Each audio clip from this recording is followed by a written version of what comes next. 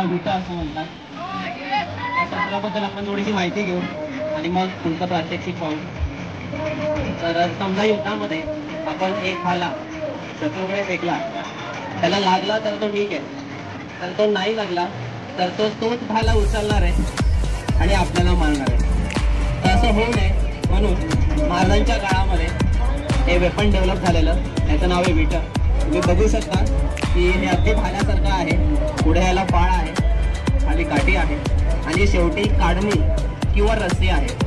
तर पाहून तुम्हाला कळालं असेलच की आपण ते शत्रूकडे फेकतो आणि मग या रस्सीच्या सहाय्याने ते पुन्हा आपल्या हातात घेतो. जवळजवळ एक 20 फुटापर्यंत त्याने आपण वार करू शकतो.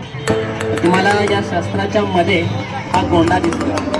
तो गोंडा याकरता आहे की अनेक शत्रू मार केल्यानंतर त्यांचं रक्त गरंगळत खाली येणार आहे. त्याने आपला हात चिकट होऊ नये, आपल्या हातातून हे शस्त्र निसटू नये यासाठी हा गोंडा आहे.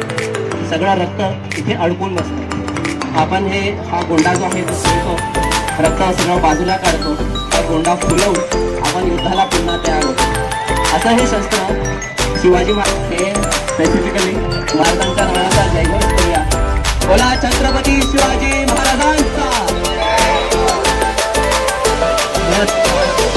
महाराजांच्या चळवळीमध्ये सुरुवातीची जी कळी होती ती गीतकऱ्यांची होती. त्याला काही ग्रामीण भाषेमध्ये तूप असा शब्द आहे झालेला होता. त्यामध्ये बाजीराजांनी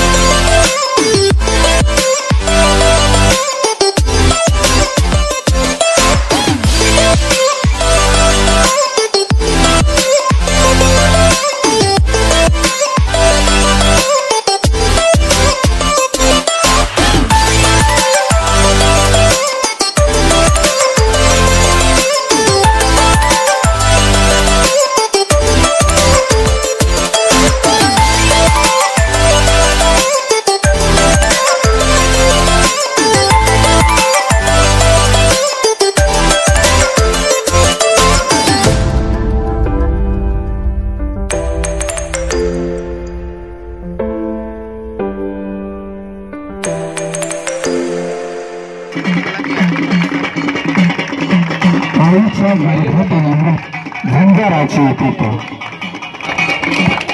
या सर्वांचा निरोप होणार होते. मी तुम्हाला या सर्वांशी एक एक करून ओळख करून देतो. आपण बघतो ट्रेकिंग महाराजांचे गडकिल्ले